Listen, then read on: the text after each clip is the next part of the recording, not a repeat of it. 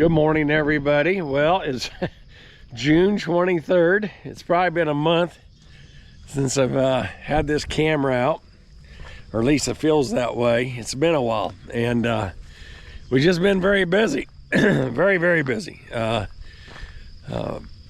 This is an unusual year where we've received so much rain.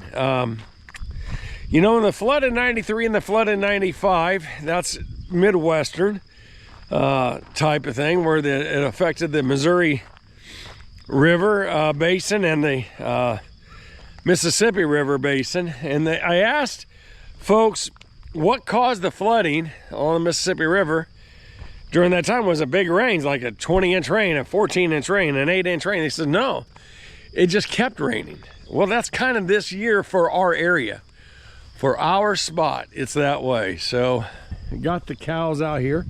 They are very pregnant. There's Cookie. Okay, Cookie standing up. I don't see any little black dot.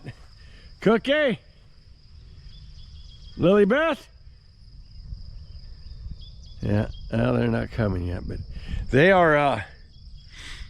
Cookie's ready to explode. She's ready to pop. There she's coming. But I keep looking for her to have. I'm glad to always see her standing upright and all that. That means either she hasn't cad or she has cad. I haven't seen it yet. But her udder's really swollen. Vulva's really swollen. It's starting to get some jiggleness in her in the vulva tail section of her. So pretty loose back there. So she's getting ready to calve. Look at all the dew we got out here. So anyway, but there's a lot of moisture in the ground. We got 2.8 inches of rain a couple of days ago. Now we need it, and we got a half inch of rain before that, and we needed, you know, every week you need an inch of rain. But this is it just doesn't quit. We don't. It just doesn't, it doesn't quit. I got a lot to show you guys today. Let's get out here. It's been cool enough. I went ahead and closed up the high tunnels all the way. Anymore, we got chances of rain and whatever. There's the asparagus coming back. I went ahead, mowed everything off, got things sprayed. I think the asparagus is it's coming back very nicely. Keeping the weeds under control pretty well. So that looks nice. And like I said, I'm following the Midwest production guides, recommendations, and all that. They've all been fertilized and stuff. I do have some sourdough. Gonna have to deal with that. That's a tough one on me. So we'll go in here. Blackberries are going. Got watermelon out there, cantaloupe, sweet corn, the whole 9 yards. Let's open up some high tunnels. Okay, I have the high tunnels opened up. Let's look at some stuff here. And we do have some weeds and stuff like that, but Delia's did a nice cutting on some lettuce. Of course, got to still get through the grasses and all that and do that. Have some romaine lettuce, some basil. This is our celery right here, and looking pretty good. I hate that lettuce. I hate that lettuce. It's supposed to be, the package says iceberg. It's not an iceberg. It's terrible. Yeah, I tell Delia, I mean, look, it's wanting to go to seed. It never did form a head. So, you know, sometimes you don't get what you don't get. This is kohlrabi. I have had leaf spot here on my BHNs, or in my tomato house. So what I did is I was spraying a fungicide, and a little bit of that kind of got on my kohlrabi. So that's the reason why it has the spotting of the leaves. Of course, we have some dill. We have a lot of beets coming on here, a lot of beets. Good green onions. That looks really good. So that's where we're at here. Let's go on back, and I'll skip on over. Or step on over. My skipping days are done, but do another step over, and let's go into the small house. This is where every year it begins for us, is in the small high tunnel. And let's look at where Delia's at. And I know it's going to look a lot different. We're probably going to have pictures of what it was, but look at all the nice cucumbers growing there. Look how nice they're growing. Delia just finished lowering them, and it's amazing how fast cucumbers grow. Come on over here. This is our cherry tomatoes. I forget this type of cherry. The only thing I have against it is it puts out beautiful, big, grape-sized cherries. The problem is it seems to always want to stall out. See how we have to let that, it never created a leader on it, this variety. So you have to let it, there is a what do you call it, a sucker there. And thankfully we have the sucker. We gotta let the sucker live instead of plucking it. So like right here, it has the leader. And so that's fine, that's good. But all of a sudden it'll get to a point and it won't form another leader. Like this one, you know? And you're sitting there, gotta wait for another sucker to emerge before you can even do it. So it's very frustrating. However, we have the cherry bombs here. No problem with them creating leaders. These guys are very reliable. So that part I like about them. The cherry bombs, good cherry tomato. Good cherry tomato plant. Got some beautiful fruit coming on here. Just gorgeous. Cherry bombs red. Here's another row of cucumbers. So altogether 3 rows of cucumbers in here. Bell peppers are really taking off. Very, very nice. There's a nice Revolution. See that longer one? That's a Revolution. And the rest are probably Red Knights, I'm guessing, or Turnpike.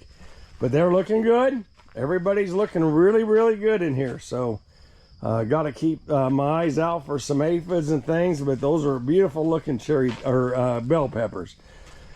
And they're blooming. They're blooming very nice. So, all right, let me go ahead out here. And we'll go look at the next building we got. And that is the tomato house. Like I said, tomato house had a problem with leaf mold, and that happens in high tunnels, especially we're getting a lot of this rainy days. I wish I'd have been a little more proactive on it. Maybe did a little bit of a spraying beforehand. But anyway, we have a lot of tomatoes coming on.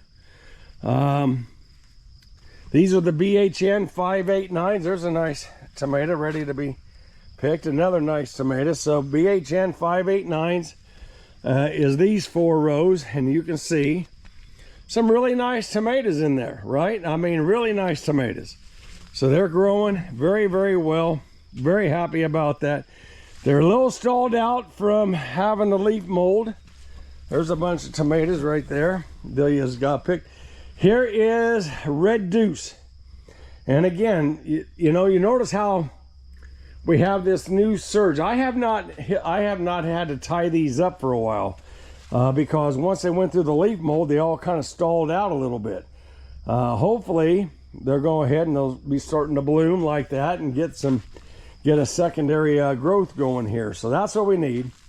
And but I do love Red Deuce. It's such a beautiful, great tasting tomato. Look at them. There's some big Red Deuce tomatoes right there. So just gorgeous.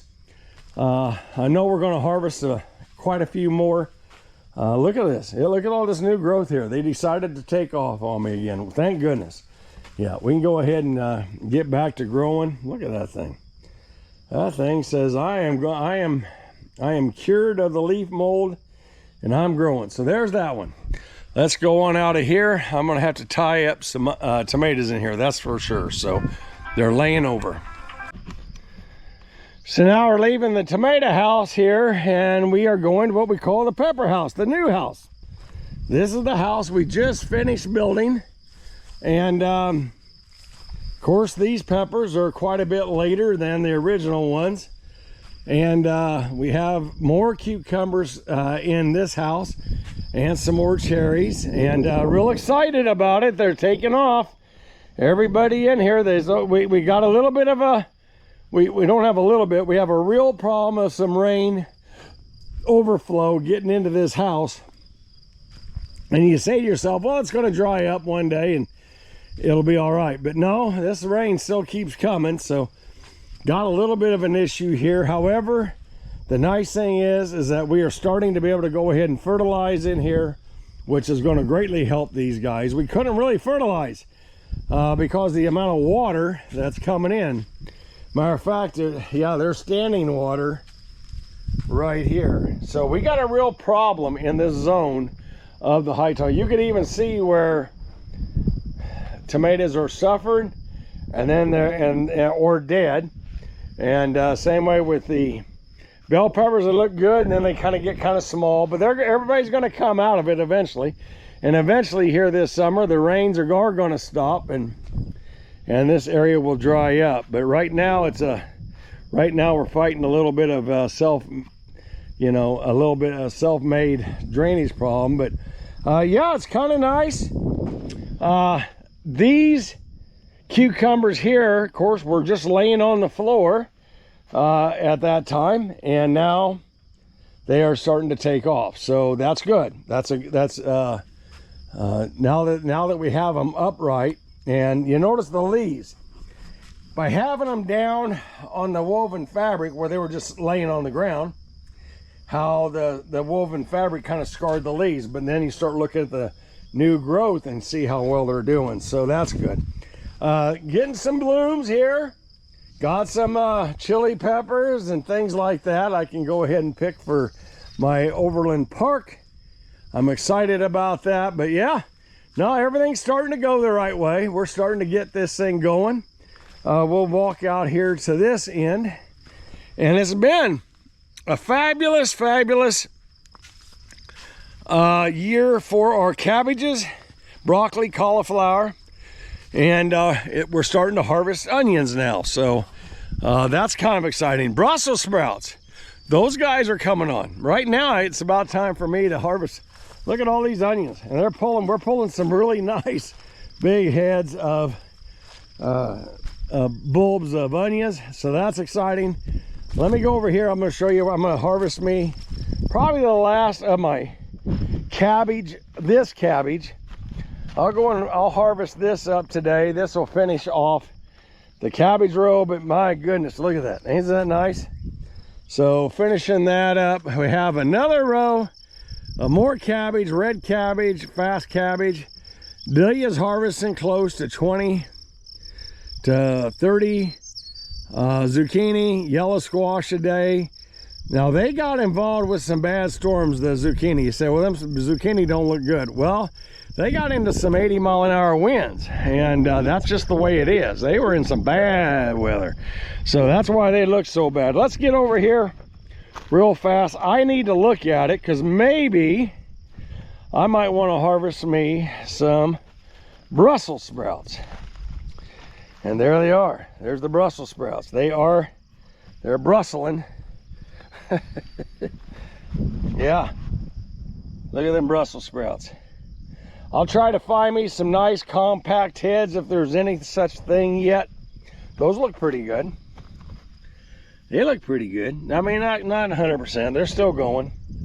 Yeah, they're starting to, look at them. Look how they're filling in. And it takes a long time, doesn't it, for Brussels sprouts? That's something there I'm watching and learning. But them Brussels sprouts, it takes them a while. And we're getting them water. Lord knows they're getting a lot of water this year. But yeah, I've actually topped them off to encourage them to focus on that, to focus on heading.